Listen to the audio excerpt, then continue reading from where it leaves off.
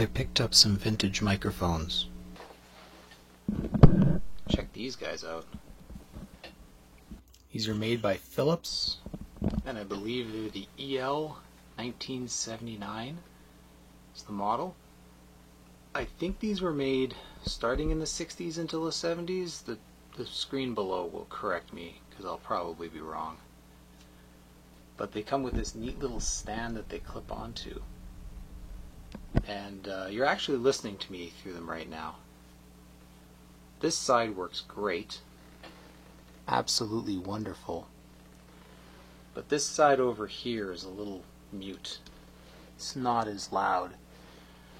And when I first got this, both of them were quiet. And I gave this guy a smack, and suddenly it just popped in loud and clear. This one will come and go. You can give it a smack and it'll suddenly pop in, and then it'll disappear again. I was kind of hoping that I could get these working because in the last video when I was demonstrating that little Sony Walkman, and I kept talking about, oh, listen to the nice stereo separation. Yeah, my camera's mono, so that wasn't coming through at all. So, yeah. Not coming through at all. So I picked these up. I saw them at the thrift store and I couldn't say no. Hopefully I'm not making a bunch of noise on the recording of these by moving them around. But they look really cool. Even if I can't get them working fully, like, they just look awesome. Maybe what I'll do is I'll cut the audio from these for a second so I can show you them. So they've got this little base here, and this base can unscrew, and then they have this little middle clip thing here that says stereo, and these just have a little metal tang and it just slides and clips on there, so you can disconnect them and sit them, and they look like little mini vintage speakers. Like, they look super cool. There's not much information on them. Made in Holland, and they're labeled 1 and 2 for the 2 different speakers. I think I saw a model number on one of them somewhere. That's how I determined what they were. It's not on this one. Let's check number 1. We can move this little stand out of the way.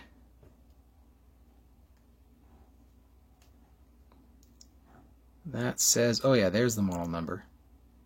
EL 1979-01.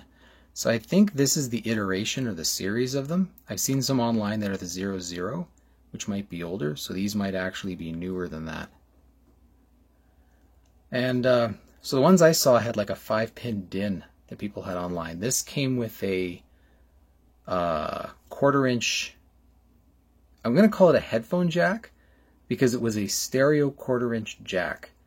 And if anyone's used microphones, if you have a stereo microphone setup where it can take left and right, they're always mono 1/4-inch jacks, one for left, one for right. These were tied into a stereo 1/4-inch jack, and I have nothing that will take that. So I unsoldered one side. They both have 2 separate cables that just twin together. So I desoldered one of them from that stereo jack, the one that would have been on the middle ring, because you have tip, ring, sleeve. So I removed the one from the ring. Where's a tip, ring, ring? No, I'm pretty sure that's sleeve. Yeah, so I removed the middle one and put it on its own mono jack so that I could hook this up to a cassette deck to use as a microphone amplifier. And these pick up a lot of hum. If I'm going to put the audio back in here, if I move this close to this cassette deck in the background, you'll hear a hum come and go. And that's because there's a transformer and an AC power supply in there. So these are picking up hum from my lights. I've got nice little fluorescent lights at this workbench. They're picking up all sorts of noise. But very cool, very vintage microphones. And I wanted to open this up to maybe see if it was a bad connection on the microphone, and thought, well, how do I open these up? Well, all you do is you just pop the cover off. It's got little teeth there. It just clips in place. All plastic, so, you know, gotta be careful. And here's the microphone. Very, very simple setup. Now what I'm thinking has happened is mechanically this has seized up. Something's gotten inside it, or it's just dried up in some way. And by smacking this one around a little bit, I was able to get it unseized. But this one still keeps jamming up a little bit. So I might go in and I don't know if I want to take this apart because it's kind of working now and I could absolutely destroy it. And I really don't want to destroy these. They are just too freaking cool. Pop this back together. Like so. Oh, nope, didn't get. There we go.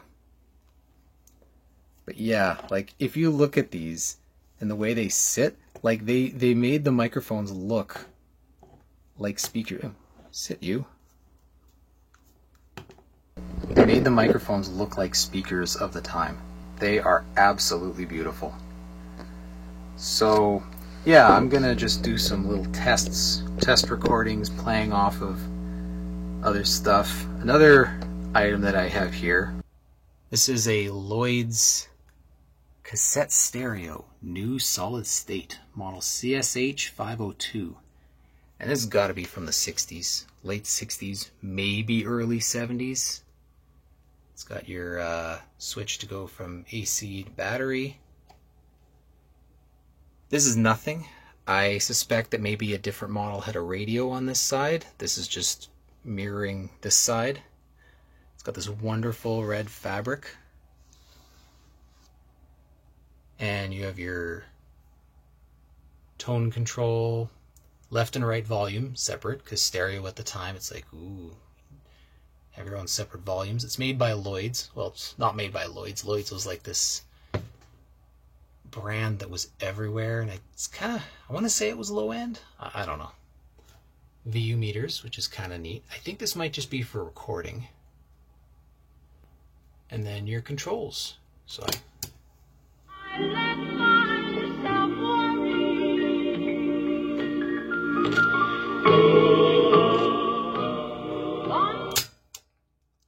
okay, so that might just be a battery meter when you're playing. Might only be for recording. That's a shame. VU meters are cool. There we go.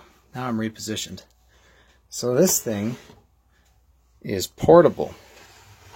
So what you do is you just close it. You got these two little latches. And you can carry it around. This ugly thing. And so here, this is a phono stereo aux. Let me focus on that. So I can set it to aux or microphone. So I could actually plug those microphones in here. I'm going to see if this will play audio out the speakers or if this is only for recording. That's something to test out. Here is your, I guess this is a DC input jack. This label that's falling off says 12 volt auto boat. So you can take this out on your boat and have your compact cassette tunes. And then flipping this around, there's a label missing here. It says long life alkaline or NiCad batteries, size D, recommended for extended battery usage. So in here, you have your AC power cord. This is the battery compartment / AC power cord compartment. Your batteries go in the bottom. Coil your power cord up here, and your speaker cord, because these two sides are hinged, but they don't have any wires going between each other. So this speaker cord that comes out of that compartment goes and plugs into the back here. It's just a little 5-pin DIN connector. Oh, and that's where the microphone would go, if I had a microphone. But I don't. This is something that's just like early cassette days. I tried taking it apart because, as you heard, it's very muffled. It needs an alignment. It needs cleaning. I'm sure the pinch roller is just nasty. It's really hard to get into the mechanism. It was not meant to be serviced at all. So I just sort of gave up and went, you know what? This thing's old and it's going to sound like crap.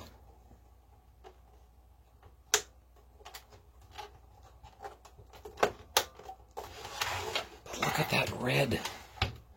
Look at that beautiful red. It's just glorious. Eject just pops the tape. This is kind of neat. When it ejects, the tape is sitting on a spring, but you just load it in like that. Oops. Close it. Pops up. Can't really play much of these tapes due to, copyright and stuff, but this is from 1972, so I think if anything, it was age appropriate. Let's get these mics back in here.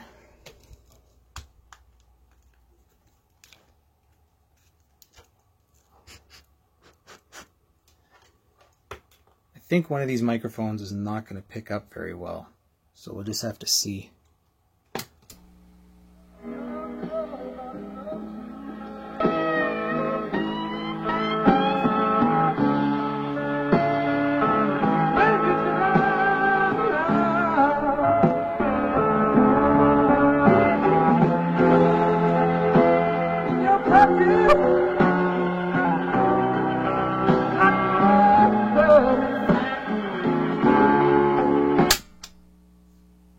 A little early Eric Clapton, Derek and the Dominoes. I love how they call it Layla and other assorted love songs. Does that mean this is a best of album? But yeah, these microphones are really cool. Yeah, try some other test things here. Alright, now you get to see my half-assed quick solder job. These are the two. This is the original 1/4-inch jack. I just didn't put the cover on. This is the other jack I was able to find to separate them. And what I've done is I've found two 1/4-inch to 3.5mm adapters. Can you tell I'm Canadian? 1/4-inch to 3.5mm. God damn it. And I have them plugged into the Lloyd's cassette deck, which is recording my voice right now. So I'm going to try playing this back, and when I play it back, I'm going to play it directly into the computer. None of this playing back into these and then recording back. That's too much. So let's see how that sounds. Well, I just played the tape back. Nothing. There was nothing on the tape. So something in the record play mechanism, usually there's that little physical switch, is either broken or needs cleaning.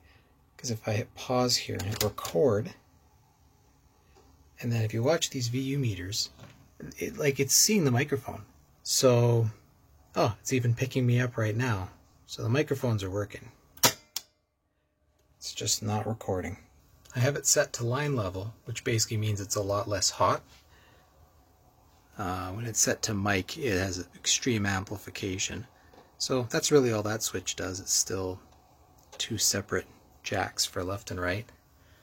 So I only have it going into one. I'm trying to record again, just to see. This time I adjusted the volume control. I'm wondering if it's using these as a way to get the sound, or adjust the level. It doesn't affect the VU meter when I adjust them, but maybe it affects the recording.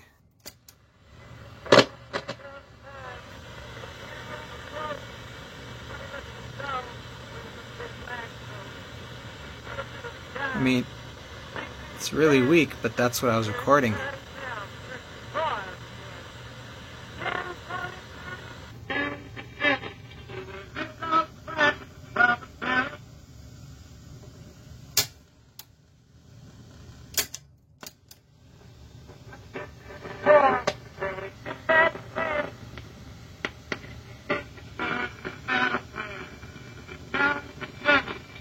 Interesting. Now that could be bad contacts on a physical record switch, or it could be like a flaky transistor. I'm thinking it's just bad contacts on a record switch. This is old enough. Actually, most cassette decks just had that physical switch that would switch over. I don't know if I want to open this up to fix that. Oh, one neat thing I didn't show before. Look at this. If you really want the ultimate stereo separation, yeah. Well, that wraps up my little video on this microphone here, this stereo set of microphones, as well as this Lloyd's early stereo cassette recorder, when cassettes were first starting to be used for music, and they have this nice portable aesthetic. But yeah, I mean, even if one of these is a bit soft, I believe it's still this side, this still makes an excellent shelf decoration because it looks just super cool. And yeah, that's it.